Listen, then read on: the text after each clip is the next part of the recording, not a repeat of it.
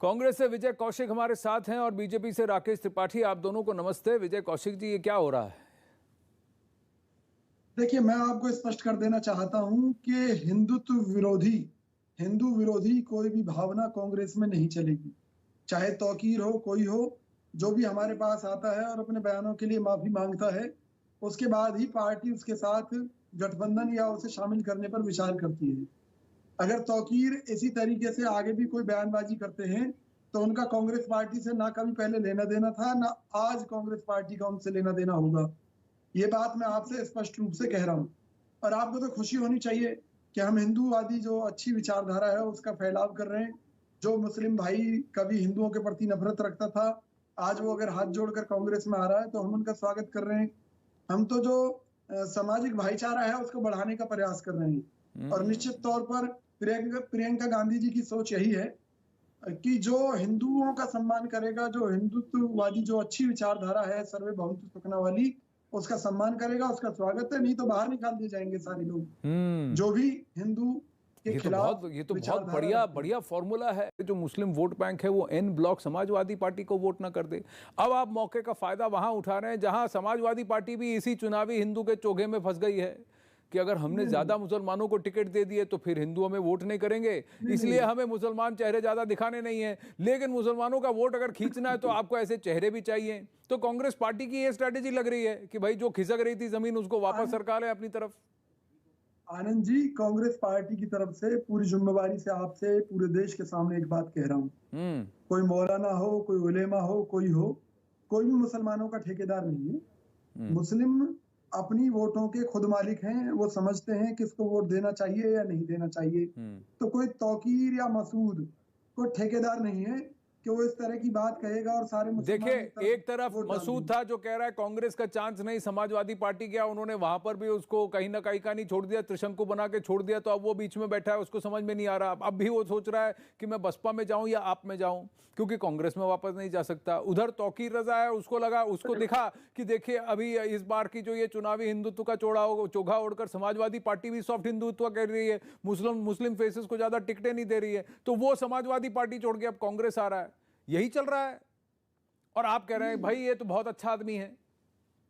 हम नहीं कह रहे अच्छा आदमी है या नहीं है, ये तो जनता तय करेगी, पहली बात। पर पार्टी ने तो तय कर लिया कि अच्छा ये कांग्रेस पार्टी में आने योग्य है। कुछ तो सोच कर उसके बयानों के बावजूद कुछ तो सोच करके विजय कौशिक जी कांग्रेस पार्टी ने इसे अपनी पार्टी में शामिल किया है। सुनिए, उन्होंने पार्टी हाईकमान के पास आकर माफी मांगी, अपने बयानों के लिए खेद जताया और उन्होंने कहा कि आगे वो सर्वधर्म सद्भाव को ध्यान में रखते हुए ही काम करेंगे और मुस्लिम भी इस देश के विकास में हिस्सेदार बने, हिंदुओं के साथ मिलकर चलें, हिंदुओं के साथ हिंदुत्व की रक्षा के लिए वो भी तत्पर रहें। क्योंकि अगर इस देश में हिंदू है तो ये देश है, नहीं तो ये देश ही खत्म हो जाएगा। कांग्रेस पार्टी इस बात को मानती है। पर ये तो कह रहे हैं ऐसी क्या वजह थी कि इमरान मसूद कांग्रेस पार्टी छोड़ के चले गए?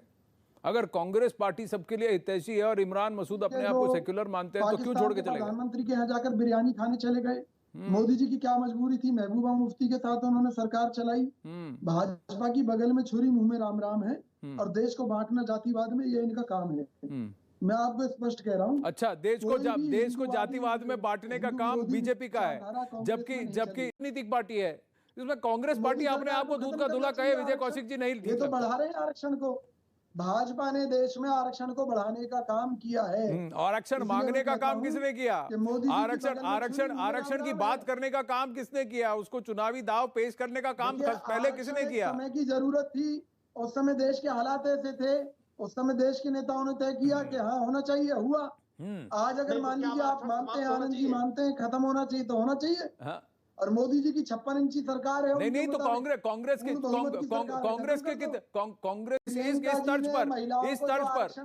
इस तर्ज पर कि 5 लाख रुपए सालाना कोई भी कमाए, उससे ऊपर किसी को है वो आरक्षण में नहीं आएगा, जनरल कोटा में आएगा, और 5 लाख से कम कमाने वालों को आरक्षण मिलेगा, चाहे वो किसी भी जाति धर्म के हो, कोई भी हो। आनंद जी के आरक्षण देश में आर्थिक आधार पर होना चाहिए। हाँ, इसको चुनावी मुद्दा बनाइए, इसको चुनावी मुद्दा बनाइए, इसको चुनावी मुद्दा बनाइए, खुल के बोलिए। तो ये जाति का काम होती है। यही पॉलिटिक्स चल रहा है अब भी। विजय कौशिक जी, देखिए, जो मुस्लिम भाई ये कहते हैं कि आबादी बढ़ाओ, वो मुसलमानों के ऊपर कोड़ है, बोझ है, क्योंकि आज मुसलमानों की इस बर्बादी का जिम्मेवार उनकी बढ़ती हुई आबादी ही तो है। अगर उन्होंने बच्चों को पढ़ाने पर, लिखाने पर और दूसरी चीजों पर ध्यान दिया होता, इतनी भीड़ ना पैदा की होती उनके मुताबिक धर्म के आधार पर, समझाइए ना, तो आज उनकी तरक्की ये कहाँ से बात कहाँ तो होती। मौलाना तौकीर रजा को समझाइए। मौलाना तौकीर रजा को नहीं, जनसंख्या तौकीर रजा को जनसंख्या बढ़ाए मालूम है, जाने लेकिन पर उसे कोई अगर कानून लगता के है कि विरोध उसका में है। फायदा मुसलमानों के बच्चे बढ़ने से है, तो वो तो वही बात करेगा। लेकिन मुसलमान मूर्ख थोड़ी नहीं है, उन्हें तो समझना चाहिए ना, उन्हें समझना चाहिए देश के मुसलमानों को कि मुसलमान पढ़ेगा, लिखेगा और सर्व धर्म सद्भाव से 75 साल आजादी के हो रहे हैं, उसमें से बात करते हैं या कुछ तो फ्री होता ही है। अब यहाँ पर फ्री लैपटॉप के साथ अब इन्होंने कहा फ्री 300 यूनिट बिजली। विजय कौशिक जी, आनंद जी एक बात कहना चाहता हूँ। हेलो, हाँ मैं सुन रहा हूँ। ये सरासर रिश्वतखोरी है, चुनाव आयोग को एक्शन लेना चाहिए, क्योंकि जब भी किसी पार्टी द्वारा घोषणा की जाती है, वो घोषणा यह होती है कि हम सत्ता में आए तो 300 यूनिट तक का बिजली बिल माफ करेंगे।